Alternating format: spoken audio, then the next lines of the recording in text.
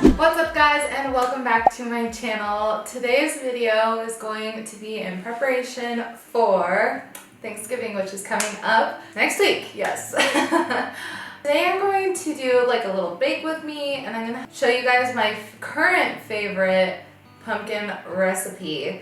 So I actually have never baked this myself. I'm just gonna put a disclaimer out there, but at our church Halloween party they had like a pumpkin treat contest, and this was the winning dessert, and I had it and it was so freaking delicious, and it reminded me a lot of my mom's she has this pie, this like, it's like essentially it's like a banana cream pie that she makes, and I guess it's not even her recipe, it's like a family friend's recipe, but either way it's so good. And so that's like our summer thing.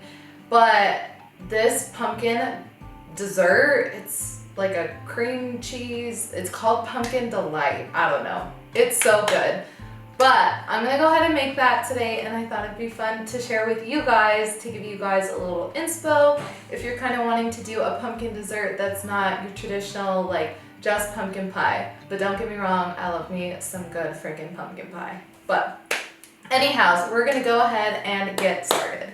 So the recipe calls for flour, butter, pecans, cream cheese, powdered sugar, whipped topping, milk, either white chocolate or vanilla instant pudding mix, pumpkin puree, and pumpkin spice. Now that I have all my ingredients laid out and ready to go, I'm gonna go ahead and preheat the oven. You're gonna wanna preheat it to 350 degrees. Before I get started, I need to chop up these pecans real quick. So I'm gonna chop them up. I'm not gonna make them too fine, but that's just a personal choice. The recipe doesn't say how finely chopped they should be, it just says chopped pecans. But I kind of like kind of bigger chunks of pecans, and this is for the crust mostly. So I'm gonna go ahead and cut them, but not super small. So the recipe calls for 3/4 cup chopped pecans.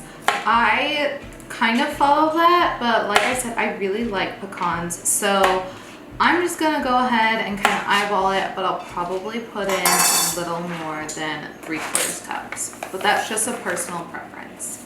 The recipe also calls for softened butter, so it doesn't want to be fresh out of the fridge. Mine was, so I'm just gonna go ahead and kind of soften it with my hands.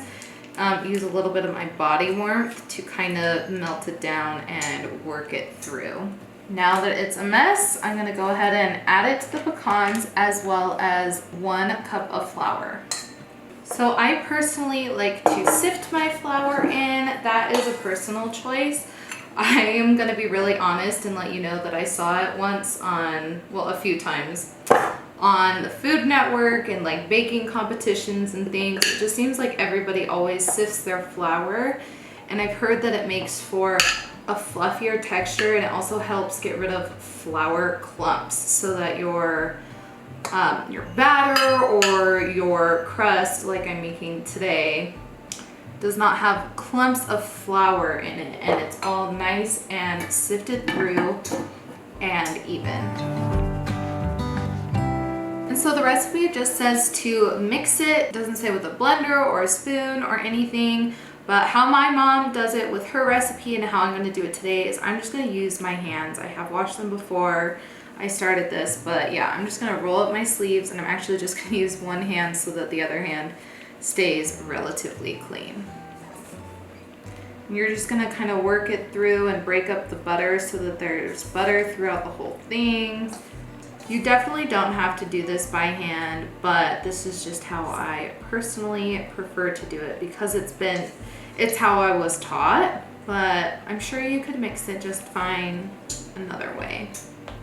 So if you can see, we're kind of just combining everything, breaking up those huge chunks of butter and trying to get just kind of flaky goodness.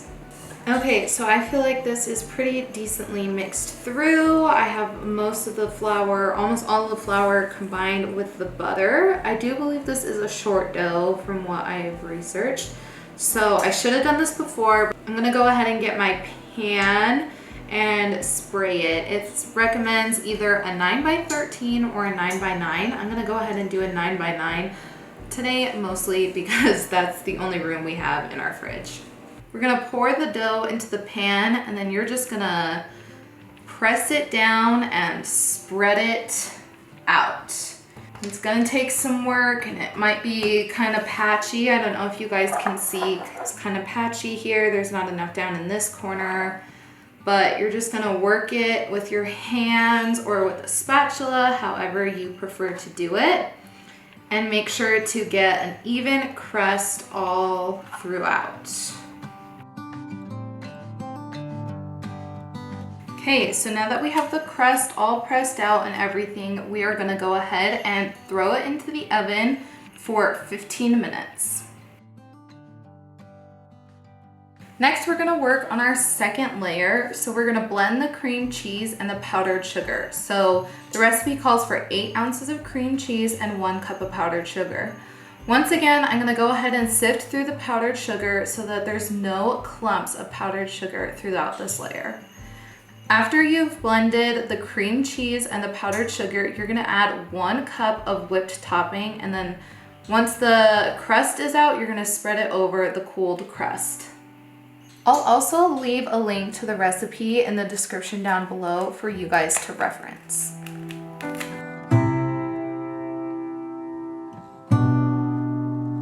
So that's what it looks like once it's been whipped. Then I'm gonna go ahead and add the Cool Whip to it.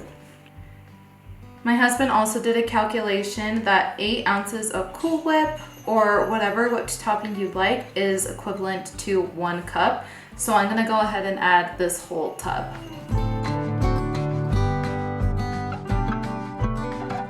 I also like to get a spatula to make sure that I'm getting every inch, and also to make sure that nothing is sticking to the bottom of the bowl and everything is getting fully mixed together.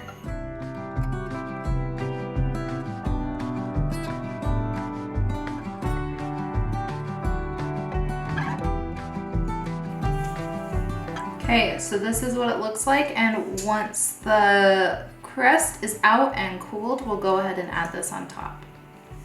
Now I'm on to layer 3, which is all the pumpkin goodness. So you're gonna mix pudding, canned pumpkin, and pumpkin spice. I also don't have a whole thing of pumpkin spice. I only have the individual ingredients, so I'm just gonna add a dash of it because the recipe only calls for 1 teaspoon. So let's pray this turns out okay.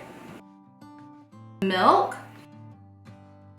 as well as 1 cup of whipped topping until it's smooth.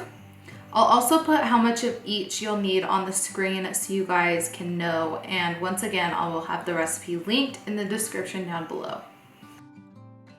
Now that the crust is cooled, we're gonna go ahead and put the other layers on top, and then we're going to stick it in the fridge to set.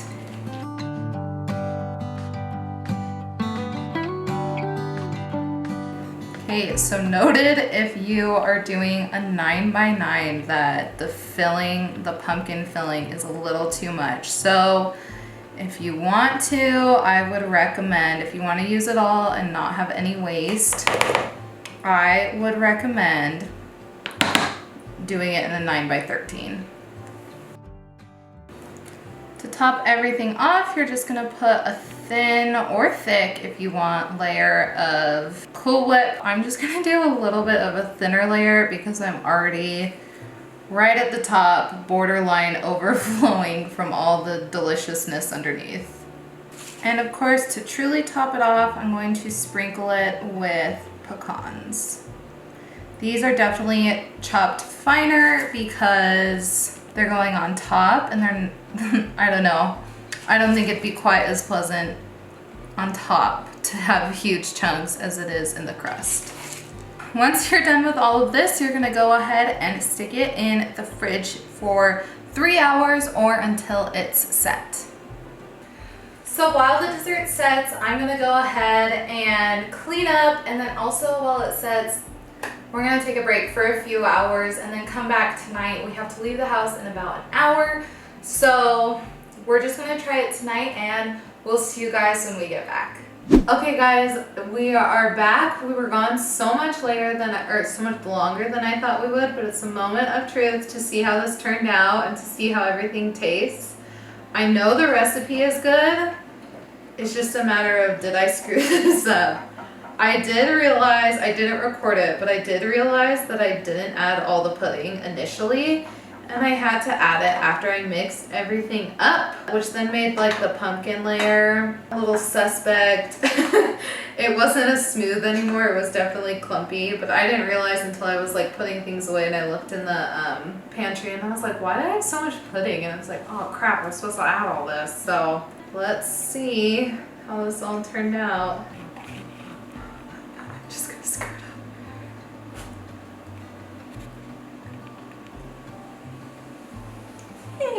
up.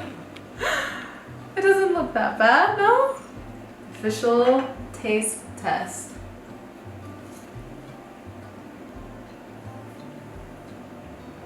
Oh, a big bite. I'm doing terrible on Food Network. They'd fire me. Oh, it's really good. So it's super creamy. There's lots of creamy layers, obviously, between cream cheese, Cool Whip with pumpkin puree, and then whipped topping. But that bottom crust layer brings a nice crunch to it, as well as the pecans sprinkled on top, and it just all marries together so well. I think I could have added a little more pumpkin spice, but that's because I was just eyeballing it. Lesson learned. Anyhow, I hope you guys try this. I think it's definitely worth a shot. It's so delicious. But once again, I would recommend making it in a 9x13 pan.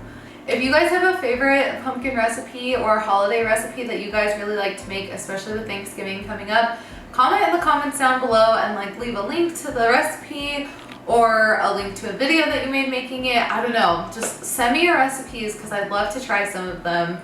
I'm all about baking. I bake so much. Well, no, that's a lie. Sometimes I bake so much. But anyhow, I'm gonna cut myself off before I go on too long. Thank you guys so much for watching. If you're new to my channel, make sure to subscribe down below and hit the notification bell so you guys don't miss any of my upcoming videos. And we'll go ahead and see you guys in the next video. Bye guys.